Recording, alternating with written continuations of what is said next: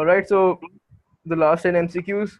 The diagram shows the market for loanable funds. The market is in equilibrium at point X. So this, what could be the new equilibrium point if there was a decline in business confidence? So if there's a decline in business confidence, the idea is investments would decrease. And since you normally need loans and loanable funds to invest, if you have less investments, the demand for loanable funds that also decreases. So that's one thing that will happen.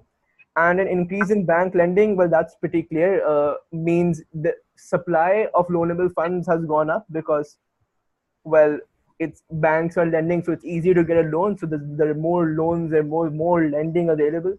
So you have to look at it like that. So a decrease in demand, but an increase in supply gives you D. The diagram shows the contribution of four components of aggregate demand to the change in US real GDP in the 4 quarters of 2010. Which component made the greatest contribution and which component made the least contribution to positive growth in real GDP in 2010? So positive growth. Okay, so which one made the greatest contribution? Now, if you look, investment does well for the first 2 to 3 quarters, but then it kind of decreases. So I'm not sure if the overall contribution isn't that good.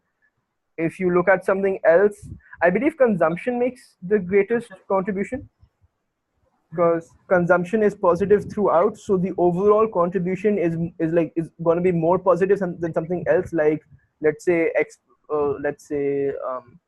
something else like government expenditure, which is very low and then goes into negative. So greatest contribution would be personal consumption, that's the white. Now the least contribution, so you have to think about something that really goes in the negative, that really doesn't help you have positive growth. Now what are the options? They've just given us net exports and government expenditure and investment. So these two. Now if you look at the gray is still in the positive here, it's still in the positive here, it's still in the positive here, and goes very slightly in the negative, so probably not the gray. If you look at net exports, it's negative here, it's really negative here, it's really negative here as well. It is positive here, but the fact that it's been negative, it's been growing negatively for like 3 quarters, indicates that even if it grows positively for 1 quarter, it would still have an overall, morely, it wouldn't really contribute much to positive growth. It might in fact decrease growth, might just have an overall net negative growth. So we can go with exports.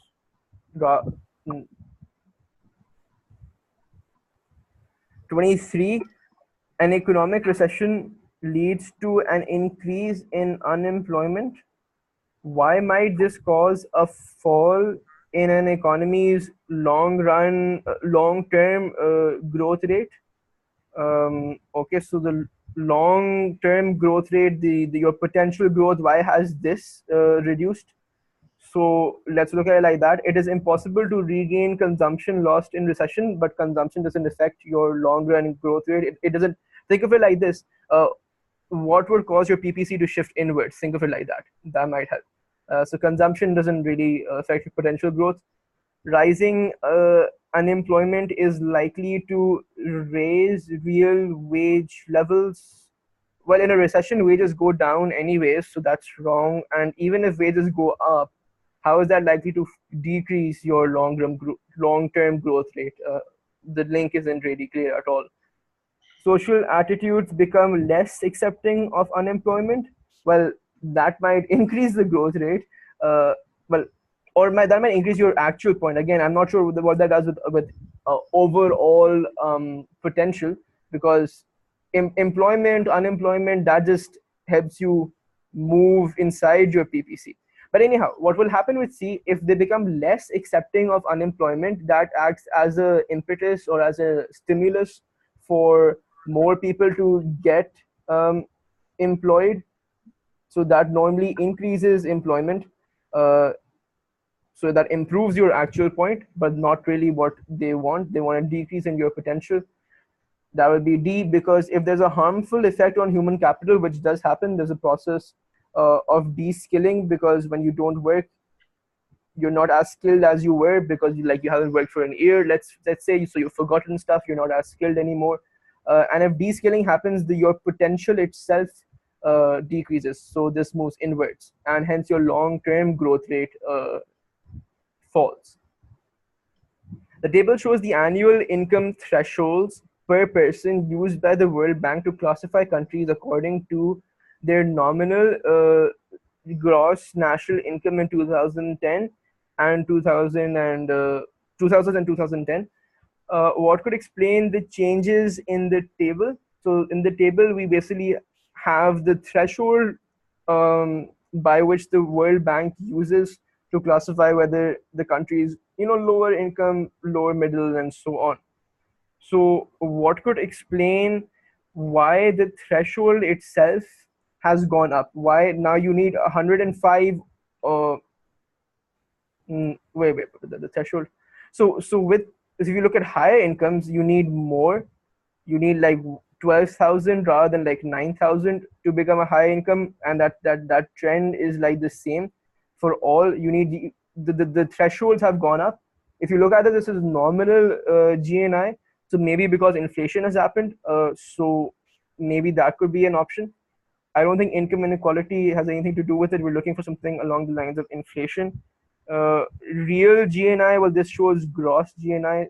On average, world prices increased by roughly 1/3 between 2000 and 2010. So that is your option, because here what's happening roughly, I believe here roughly as well, the threshold has gone up by 1/3. The threshold for nominal GNI has gone up by 1/3, which basically means that if world prices increase by roughly 1/3, the threshold for real GNI has remained the same. So that explains it. And this is just like a weird option anyhow. 25, what is likely to result in an increase in GDP per worker in a developing economy? An increase in the employment rate. Well, if you increase your employment rate, the amount of workers go up. And if you look at it, this is going to be your total GDP upon work, the amount of workers. So if more people are employed, more workers, the overall fraction goes down. So that's not it. An increase in the population of working age. But so so to clarify this, if you have someone in the labor force but they're unemployed, they're not technically a worker, right? Okay, very good. A very good answer. Very good answer. Yeah, so I believe that's so. So even though there is more population of working age, I'm not sure if they classify as workers or not, because they're just in the labor force. But even if they do classify as workers, that would just increase the number of workers and just decrease GDP per worker. A shift from working in subsistence agriculture to working in manufacturing, and that might work, because, well, the workers here are the same, because if the person is a worker in subsistence agriculture, the person would still be a worker in manufacturing. So the workers are the same, but the idea here is subsistence agriculture isn't recorded in GDP. But when that same worker produces manufacturing, that would be recorded in GDP. So on paper, your GDP goes up, and that obviously increases GDP per worker. The opposite happens in D, so you can just cross that out, because if you go from manufacturing to subsistence, the GDP recorded, it decreases, and the workers remain the same. 26, it is often argued that the present rate of economic growth will soon lead to the exhaustion of reserves of material resources such as minerals and oil. Okay, what does this argument fail to take into account? The drawbacks of present GDP levels as an indicator of happiness of the population. I don't believe so, because the argument is saying, well, if you continue on your present rate, you'll exhaust material resources. It's not really an argument relevant to happiness. The effect of increasing resource prices on the discovery and exploitation of new reserves. So you have increasing resource prices on the discovery and exploitation of new reserves. So what B is basically saying, and I think that could be the argument that it fails to take into account, is that if resource prices go up, what happens is that kind of in a way incentivizes discovery and exploitation of new reserves, because now the current reserves are less. That's what the argument I said. The current reserves are starting to get exhausted, which basically means that their price goes up because their supply goes down. But because now it's more costly, firms then spend a lot of money to try to look elsewhere. Governments look elsewhere to try to find new reserves. So in this particular way, economic growth might actually lead to the discovery of new reserves because it creates the incentive to do so. So that's something that it doesn't take into account. It does obviously take into account right of future generations to enjoy present living standards. It's the argument itself is arguing for sustainability, and D is just irrelevant. I mean, there's no role of education here. 27. What will be the impact of an increase in the marginal tax rates? So tax rates have gone up. An increase in the propensity to save? Probably not. If tax rates go up, your disposable income levels go down, which should decrease consumption and should also decrease savings, because those are the two things you can do with disposable income. So it should decrease the propensity to save. An increase in the value of the investment multiplier. Now remember, the investment multiplier is basically just your normal multiplier. It's the same thing. So since you're consuming less, your marginal propensity to consume has gone down. What does that do? That makes 1 minus MPC.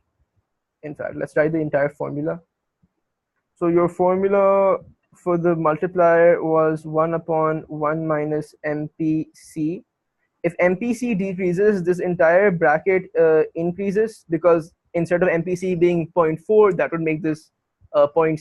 MPC is like 0.1, which makes this 0.9.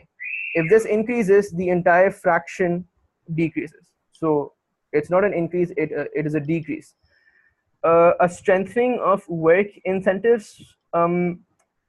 Not really, because if marginal tax rates go up, if the additional tax rate that's imposed that increases, then there's less incentive. Strengthening the operation of automatic stabilizers, and that could work because taxation, particularly progressive taxation, is an automatic stabilizer.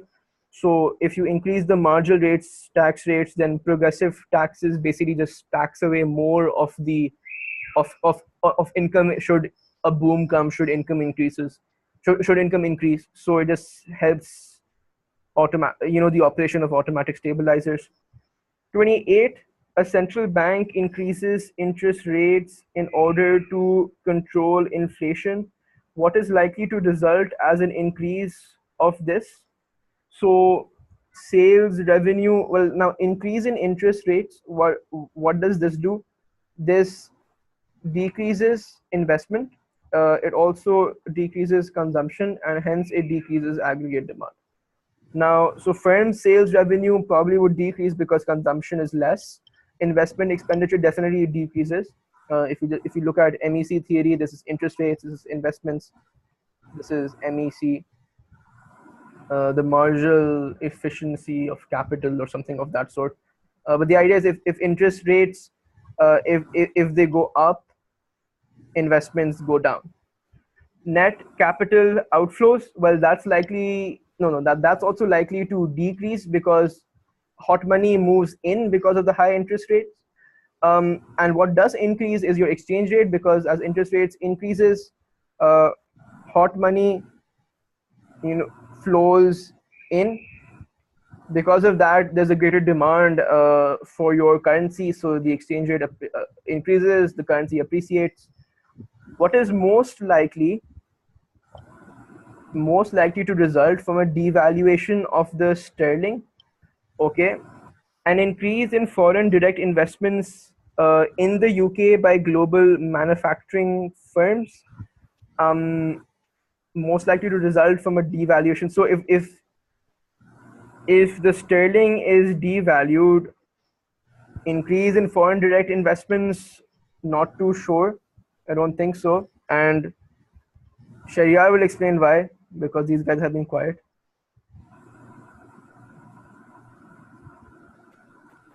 Sharia, sad life. Um, So if you look at the other options, B, an increase in the number of UK residents taking holidays abroad.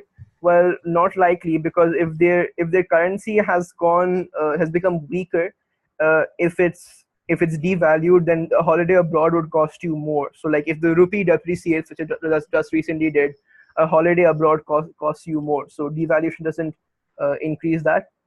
An That, increase in the, don't you think A should be correct?